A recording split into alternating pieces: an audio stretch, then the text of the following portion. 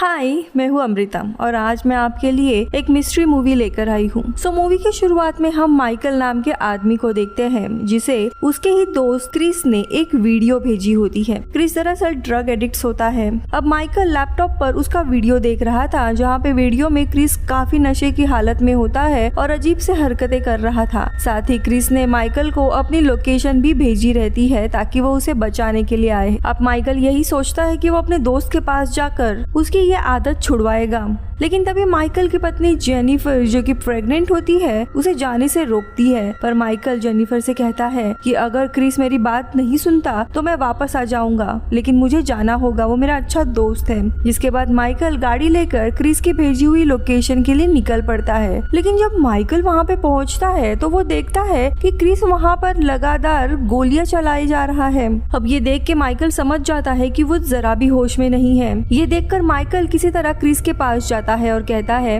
मैं माइकल हूँ, तुम्हारा फ्रेंड, यहाँ पर तुमसे मिलने के लिए आया हूँ। अब जिसे सुनकर क्रिस गोलियां चलाना बंद कर देता है। माइकल देखता है ड्रग्स लेने के कारण क्रिस की हालत बहुत ही ज्यादा खराब हो गई थी। काफी दिनों से वो सोया भी नहीं था। तभी क्रिस उसे बोलता है कि मुझे दरअसल हैलुसिनेशन हो रहे हैं। मुझे लग रहा है मेरे आसपास काफी सारी चिड़िया है जो कि मुझे बार बार परेशान कर रही है, इसीलिए मैं गोलियां चला रहा हूँ। अब यहाँ पे क्रिस माइकल को अपने कैबिन के अंदर बुलाता है जहाँ पे माइकल क्रिस को समझाते हुए कहता है कि देखो, हमें तुम्हारी ये हालत ठीक करनी होगी, ये आदत तुम्हें छोड़नी होगी और इसीलिए तुम अब मेरे साथ रिहैब फैसिलिटी में चलोगे। लेकिन क्रिस जाने से मना कर देता है और तब माइकल टीजर गन से क्रिस को शॉक देता है और उसे बेहोश करके उसके हाथ में हथकड़ी लगा देता है। इसी बीच में माइकल अपनी पत्नी जेनिफर को कॉल करके बताता है क्रिस के घर के यहाँ पे कोई भी नेटवर्क नहीं है और इसीलिए मैं तुम्हें कुछ समय के लिए कॉल नहीं कर पाऊंगा, और सारी चीजें समझा देता है। अब माइकल रिहैब फैसिलिटी में कॉल करता है और उसे बताया जाता है कि वे लोग क्रिस को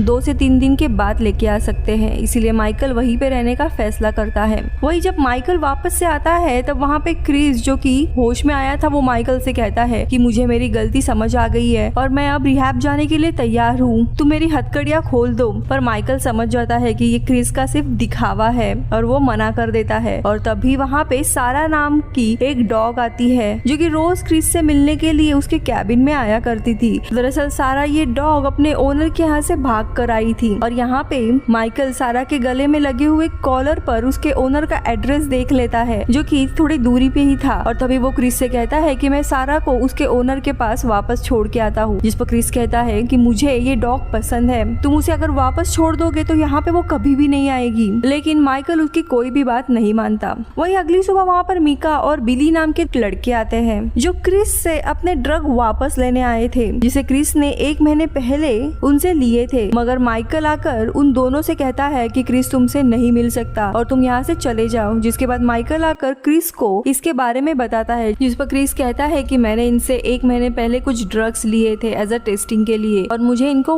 वो ड्रग्स वापस देने थे, लेकिन मुझसे ये ड्रग्स खो गए हैं और क्योंकि ये लोग काफी खतरनाक गैंगस्टर है। अब थोड़े समय के बाद माइकल घर के बेसमेंट में जाता है जहाँ पे उसे काफी सारी बंदूक रखे हुए थे और तभी उसकी नजर कुछ तस्वीरों पर पड़ती है जिसमें लोग नेकेड होते हैं। अब माइकल उन्हें देख के थोड़ा सा डिस्टर्ब हो जाता है और उन सारे तस्वीरों को लेकर क्रिस के पास आकर उससे पूछता है कि ये सारी चीजें क्या है। जिस पर क्रिस कहता है कि मेरे घर के सामने एक बहुत बड़ा शेड है और उसी में मुझे ये तस्वीरें मिली थी। अब थोड़े समय के बाद माइकल घर के बाहर घूमने के लिए निकल जाता है और तभी उसकी मुलाकात डस्टिन, डेविड और एरॉन नाम के 3 लोगों से होती है। माइकल तभी जस्टिन से पूछता है कि तुम लोग कहाँ पे रहते हो। तभी जस्टिन उन्हें बताता है कि दरअसल हम एक बहुत ही बड़े शक्ति की पूजा करते हैं। ये दरअसल एक टेरेस्ट्रियल एंटिटी है जो जल्द ही पृथ्वी पर आने वाली है और जब ये एंटिटी पृथ्वी पर आएगी तब धरती पूरी तरीके से तबाह हो जाएगी, लेकिन ये एंटिटी हमारे भगवान है। अब ये सारी बातें सुनकर माइकल को काफी अजीब लगता है और वो वहाँ से वापस केबिन में आता है। अब देखते देखते रात हो जाती है और सोते समय एक अजीब सी लड़की खिड़की के बाहर आकर खड़ी हो जाती है, जिसे देखकर माइकल बहुत ही डर जाता जाता है और क्रिस उसे शांत करता है और कहता है कि ये पास के ही एक मेंटल हॉस्पिटल से भागी हुई लड़की है, हमें डरने की कोई भी जरूरत नहीं है। माइकल को यहाँ पे कुछ भी सही नहीं लग रहा होता है, ऐसे लग रहा था कि उसका सामना एक के बाद एक नमूनों से हो रहा है। अब अगले दिन बिली और मीका वापस आते हैं और क्रिस से मिलने की जिद करने लगते हैं। तभी वहाँ पे चार्ल्स नाम का एक आदमी अपने 2 लोगों के साथ आता है, जिसे देखकर बिली और मीका वहाँ से चले जाते हैं।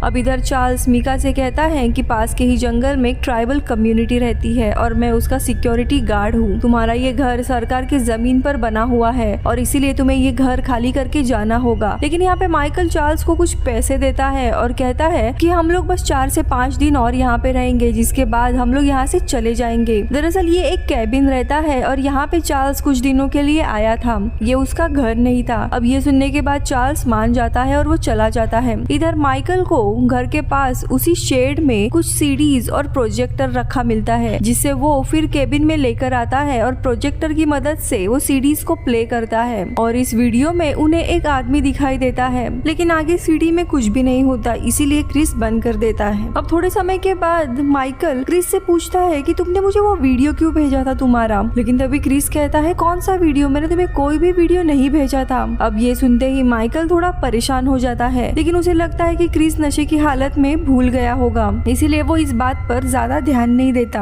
अब अगले दिन माइकल को घर के यहाँ पर एक किताब रखी हुई मिलती है, जिसमें अजीब सी गोस्ट स्टोरीज लिखी हुई थी। माइकल अब इस किताब को रखने के लिए लाइब्रेरी जाता है, जहाँ पे उसे कुछ फोटो की रील्स मिलती है, जिन्हें माइकल फिर घर लेकर आता है देखने के लिए। वही ये सभी तस्वीर एक आदमी की होती है और ये आखिरी फोटो में उन्हें ये आदमी फांसी लगाकर मरा हुआ दिखाई देता है। अब ये सब कुछ देखकर माइकल क्रिस से पूछता है ये सारी वीडियोस और तस्वीरें तुम्हारे लिए कोई जानबूझ के छोड़ के गया है, ये जगह कोई सही नहीं है, हमें जल्द से जल्द यहाँ से निकलना होगा। लेकिन तभी क्रिस इन सारी चीजों को इग्नोर करते हुए कहता है कि शायद ही किसी का मजाक होगा। अब वही अगली सुबह माइकल देखता है कि कोई आकर उसके चेहरे पर एक तस्वीर रखकर चला गया है। ये तस्वीर एक कब्र की होती है। ये सारी चीजों से माइकल काफी ज्यादा डिस्टर्ब हो रहा था, लेकिन वो अपने दोस्त को ऐसे ही अकेला नहीं छोड़ना चाहता था, इसीलिए उसका साथ देने का सोचता है। अब वो थोड़े समय के बाद उसी कब्र के लोकेशन पे निकल पड़ता है और फिर इस जगह जाता है जहाँ पे उसे एक और वीडियो की रील्स मिलती है, जिसे प्ले करने पर उसे एक अजीब सा वीडियो दिखाई देता है। इधर माइकल अब चार्ल्स से मिलता है, जिसने उन्हें ये जगह खाली करने के लिए कहा था। माइकल उसे बताता है कि मुझे घर के पास में ही बने एक शेड में एक प्रोजेक्टर रखा मिला, पर मुझे ये पता नहीं है कि वो किसका है। जिस पर चार्ल्स कहता है कुछ समय पहले मैंने ये जगह 3 फ्रेंच स्टूडेंट को बेची थी और वे लोग रिसर्च पर्पस के लिए यहाँ पे आए थे, शायद ये प्रोजेक्टर उन्हीं का होगा।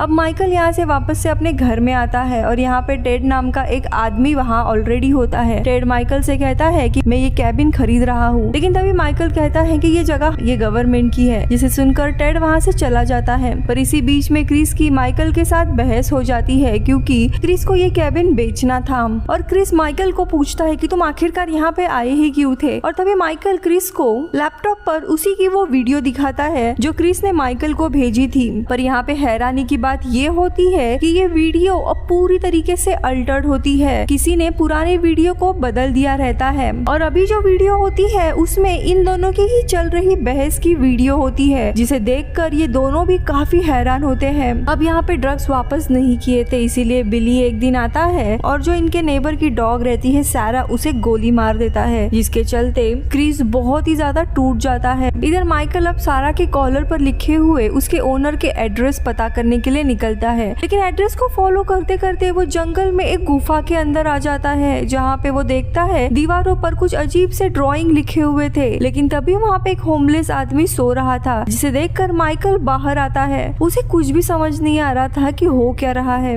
लेकिन अब माइकल किसी तरह सारा के ओनर तक पहुँच जाता है, जो कि ब्रायन नाम का एक आदमी होता है, जो कि पिछले 30 सालों से एक ट्रेलर में रह रहा था। माइकल ब्रायन से कहता है कि तुम्हारी जो डॉग थी सारा, उसकी मौत हो गई है, और ये सुनकर ब्रायन को काफी बुरा लगता है। अब दोनों भी बातें करने लगते हैं और ब्रायन माइकल को चाय पीने के लिए ट्रेलर के अंदर बुलाता है। और इधर हमें पता चलता है कि ब्रायन को भी नशे की हालत थी और वो एक लाल रंग की ड्रग लेता था, जिसके बाद वो माइकल को कहता है कि मैं एक फ्रेंच रिसर्चर हूँ और अपने 2 दोस्तों के साथ मैं यहाँ पे आया था रिसर्च के लिए। मेरे दोनों भी दोस्त यहाँ पे किसी मॉन्स्टर को ढूंढने के लिए आए थे और शायद उन्हें मॉन्स्टर मिल भी गया था, जिसके बाद वो दोनों अचानक से कहीं गायब गायब हो गए। ब्रायन आगे कहता है, लोगों को लगता है कि यहाँ पे भूत, एलियन या दूसरे डायमेंशन में जाने का कोई रास्ता है और इसके चलते यहाँ पर काफी सारे लोग रिसर्च के लिए आते हैं, पर मुझे लगता है कि यहाँ पे असल में कोई सुपर नेचुरल सेलेस्टियल एंटिटी यानी कोई एलियन जैसी चीज है जो इस जगह पर अपना कब्जा बनाए रखे है। अब ये सारी बातें सुनकर माइकल को काफी अजीब लगता है और वो वहाँ से उठकर अपने कैबिन में आता है, पर वहाँ पे आकर माइकल देखता है कि क्रिस ने अपनी जान लेने की कोशिश की है, लेकिन यहाँ पे माइकल समय पर आकर उसे रोकता है और उसका इलाज करता है। वही अगले सुबह माइकल को जमीन पर क्रिस की एक खोई हुई चाकू मिलती है। साथ ही दीवार पर उसे अजीब से ड्राइंग भी बने हुए दिखाई देते हैं जो कि गुफाओं के ड्राइंग पर बने हुए ड्राइंग जैसे ही होते हैं। इधर क्रिस माइकल से कहता है कि तुम मेरे दोस्त हो और मैं तुम्हें बता दूं कि मैं रिहैब में कभी भी नहीं जाऊंगा क्योंकि मैं सिर्फ और सिर्फ मरना चाहता हूँ, इसीलिए तुम मेरे हाथ खोल दो। अब माइकल क्रिस को हथकड़ी की चाबी देता है, पर तभी प्रोजेक्टर पर माइकल और क्रिस के फ्यूनरल की एक वीडियो चालू हो जाती है। इसके बाद माइकल का लैपटॉप भी अचानक से शुरू हो जाता है और उसमें माइकल और क्रिस की लाइव रिकॉर्डिंग चल रही होती है जो कि फास्ट फॉरवर्ड होकर उन्हें भविष्य दिखाने लगती है, जहाँ पे मीका और बिली आकर माइकल और क्रिस को मार देते हैं। अब ये देखकर माइकल समझ जाता है कि ये सब कुछ सच में एक एंटिटी कर रहा है, यानी कि वो जो भी एंटिटी थी उसे यहाँ पे आसपास चल रहे इंसानों के लाइफ की कहानी चाहिए होती है, यानी उसे अब क्रिस और माइकल की कहानी चाहिए थी। माइकल और क्रिस केबिन से बाहर आते हैं और कार से जाने लगते हैं, लेकिन तभी कार में क्रिस को वही खोए हुए ड्रग्स मिलते हैं जो उसने मीका और बिली से लिए थे। ये ड्रग्स काफी अजीब होते हैं। अब माइकल इन ड्रग्स को वापस से केबिन में रखता है। अब यहाँ पे इन्हें ऐसे लग रहा था कि इन्होंने ड्रग्स वापस केबिन में रख दिए हैं जो कि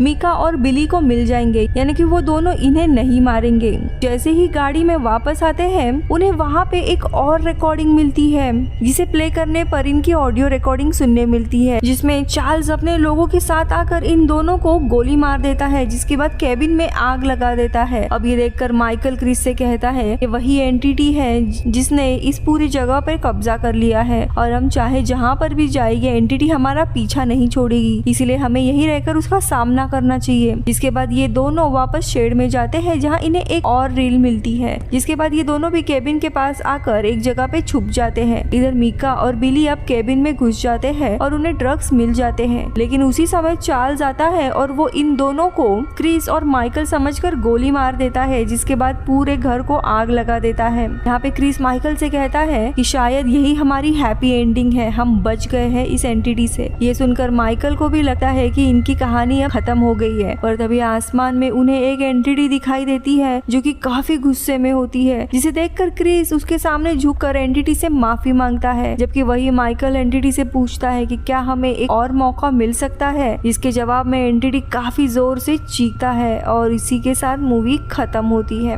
असल में इस मूवी में जो सुपरनैचुरल एंटिटी हमें दिखाई गई है वो लोगों को वीडियोस और तस्वीरों को भेजकर उनसे बात करने की कोशिश करती है, और जो वीडियो माइकल को मूवी के शुरुआत में मिला था वो भी इसी एंटिटी ने भेजा था ताकि वो माइकल को क्रिस के पास लेकर आ सके, और इसी तरह एंटिटी इन दोनों की भी एक स्टोरी देख पाए। मगर मूवी के एंड में जब माइकल और क्रिस बच जाते हैं तब उन्हें लगता है कि ये उनकी कहानी की एंडिंग है, लेकिन असल में ऐसा नहीं था। इसीलिए एंटिटी इन दोनों पर काफी गुस्सा होती है, और मूवी में जस्टिन, डेविड और एरॉन के जो कैरेक्टर हमें दिखाए गए हैं जो कि इस एक्स्ट्रा टेरेस्ट्रियल एंटिटी की पूजा करते हैं वो उसके फॉलोवर्स थे। अब इस मूवी का एक प्रीक्वल भी है, द एंडलेस। उसमें हमें यही बताया गया है कि माइकल और क्रिस को इस एंटिटी ने एक एंडलेस टाइम लूप में भेज दिया है जो कि हर हफ्ते रीसेट होता है, और ये मूवी माइकल और क्रिस के एंडलेस टाइम लूप का बस एक छोटा सा हिस्सा हमें दिखाती है, और यहीं पे मूवी खत्म हो गई। इसका सेकेंड पार्ट द एंडलेस जल्दी ही अपलोड होगा, so stay tuned. Bye bye.